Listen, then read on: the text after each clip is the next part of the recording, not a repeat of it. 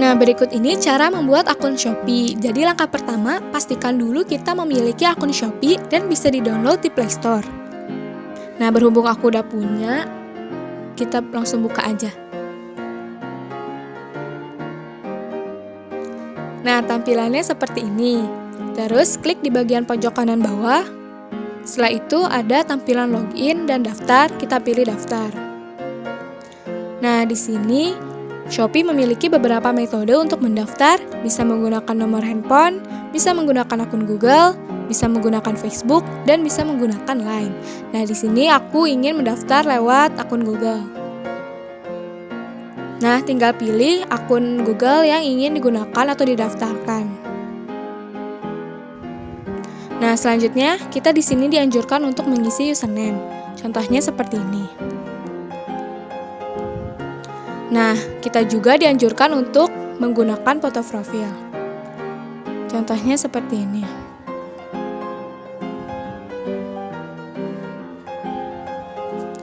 Habis itu klik daftar. Selesai. Selanjutnya saya akan membuat tutorial upload barang jualan ke Shopee. Nah, yang pertama itu ada tampilan Shopee seperti ini. Yang kedua ini ada beranda, ada feed, ada Shopee Live, ada notifikasi, dan ada profil saya. Nah, jika ingin menjual, pencet toko saya dan pencet tambah produk baru. Nah, di sini kalian sudah harus menyiapkan foto-foto yang ingin ditampilkan. Langsung pencet tambah foto. Nah, di sini ada beberapa pilihan, bisa ambil foto, galeri foto, dan Instagram. Karena foto-fotonya sudah disiapkan, pencet galeri foto. Nah, di sini ada langsung pilih aja. Nah, kalian bisa menambahkan beberapa foto, tidak hanya satu, dan video. Nah, langsung memasukkan nama produk, misalnya. Nah, selanjutnya ada deskripsi produk, misalnya seperti bisa nambahin warna, ukuran, dan lain-lain.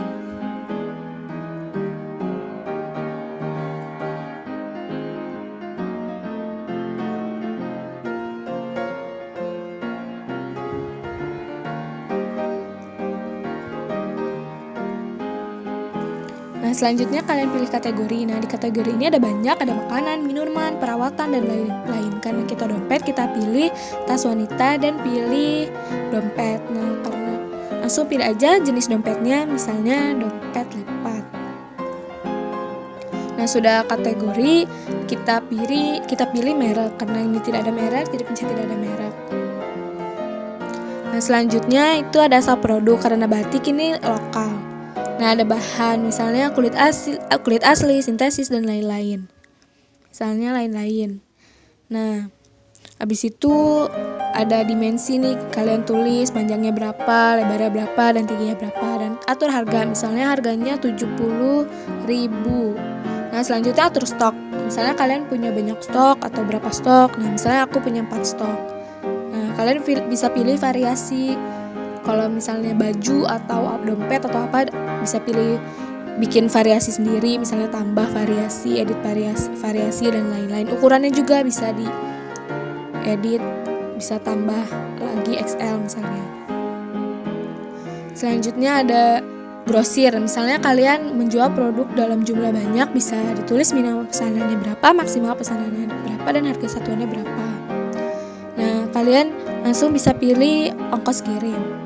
Nah, berat produknya jangan lupa diisi, misalnya 1000 gram.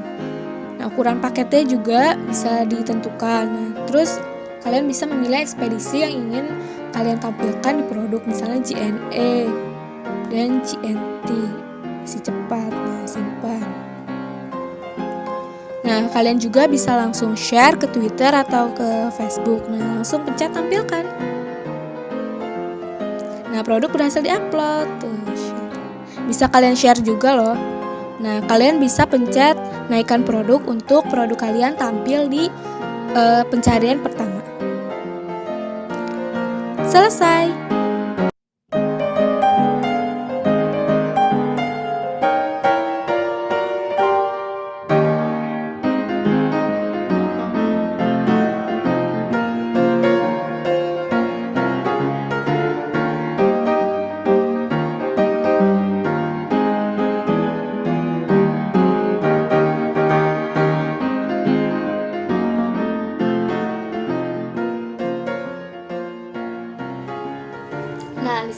akan memberikan tips-tips jualan. Nah, di zaman yang berkembang ini dan serba era digital, kita harus bisa mengikuti perkembangan zaman. Terlebih lagi sebagai penjual atau pengrajin, kita harus bisa memasarkan barang kita di e-commerce atau marketplace. Nah, aku akan memberikan tips-tips jualan. Yang pertama itu ada berpikir seperti pelanggan. Bagaimana sih berpikir seperti pelanggan? Nah, berpikir seperti pelanggan itu kita harus bisa, si penjual harus bisa memosisikan dirinya sebagai pelanggan. Nah, misalnya pelanggan ingin dilayani dengan baik, berarti kita harus sebagai penjual harus melayani pelanggan dengan baik. Nah, yang kedua itu harus bisa memetakan pelanggan. Nah, memetakan pelanggan itu maksudnya bagaimana? Nah, memetakan pelanggan itu artinya kita harus mencari pasar. Misalnya nih, barang-barang kita pengrajin nih, misalnya pengrajin kayak gitu tuh biasanya kan yang suka ibu-ibu ya, atau ibu-ibu atau turis-turis. Nah, berarti kita harus gencar-gencar promosi kepada ibu-ibu, kepada turis-turis. Nah, ketiga itu jual dengan cara unik nih. Misalnya produk-produk si pengrajin itu harus bisa dijual dengan cara unik. Misalnya apa yang ditonjolkan, apa kelebihannya, apa keunikannya, itu harus bisa ditonjolkan. Nah, yang keempat itu aktifkan sosial media. Nah, mungkin di desa-desa kayak gitu punya media sosialnya yang banyak digunakan Facebook kalian. Nah, Facebook ini jadikan sebagai media promosi. Jadi di situ tuh harus kita harus gencar-gencar promosi. Nah, yang terakhir, promosi harus terus-menerus agar orang-orang kenal dan paham dengan produk kita. Nah, misalnya kita tuh harus promosi terus-menerus agar orang tuh kenal sama produk kita. Oh, misalnya, ini produk dari produk pengrajin dari desa ini. Nah, kita tuh harus gencar-gencar promosi nih agar semua orang tuh tahu itu tuh produk dari desa ini. Nah, terus manfaatnya juga, jika produk kita dikenal tuh orang-orang akan merekomendasikan produknya ke orang-orang terdekatnya, misalnya ke saudaranya, ke temannya, dan lain-lain. Bagaimana? Mudah bukan? Tentunya setelah kami menjelaskan jenis-jenis e-commerce, lalu tutorial membuat akunnya, dan tidak lupa kami juga memberitahu tips-tips pemasaran, juga tips-tips dalam menjual karya atau barang dagangan dari para pengrajin atau pedagang di desa ini. Dan tentunya dengan banyak latihan dan kesabaran, maka para pedagang dan pengrajin desa ini bisa lebih membuka lebar peluang bisnis mereka. Dan setelah itu, tentunya kami sangat berharap selain para pengrajin atau pedagang dari desa ini lebih sejahtera karena pekerjaan mereka, kami juga berharap para pedagang atau pengrajin dari desa ini bisa lebih mengikuti perkembangan zaman. Perkembangan zaman di sini bukan berarti ke arah yang negatif, tetapi mereka bisa tetap berkreasi dengan produk atau hasil karya mereka, namun tetap bisa diterima di zaman sekarang. Dan kami juga sangat berharap para pedagang atau para pengrajin di desa, mereka lebih aktif dalam mengikuti komunitas-komunitas setempat. Mengapa? Karena dengan begitu keterampilan mereka terus terasah dan mereka juga bisa mengajar generasi-generasi muda untuk mengikuti jejak mereka. Nah, harapan kami setelah dijelaskan jenis-jenis e-commerce dan juga contoh-contoh beserta tutorial cara menggunakan e-commerce, para pedagang bisa meningkatkan penjualan barang produksinya. Karena pengaruh e-commerce sangat bermanfaat dan berpengaruh di era saat ini, yang mana semua orang sudah menggunakan internet sebagai kebutuhan sehari-hari. Selain meningkatkan penjualan, kami harap para pedagang juga bisa memperluas jangkauan para pembeli.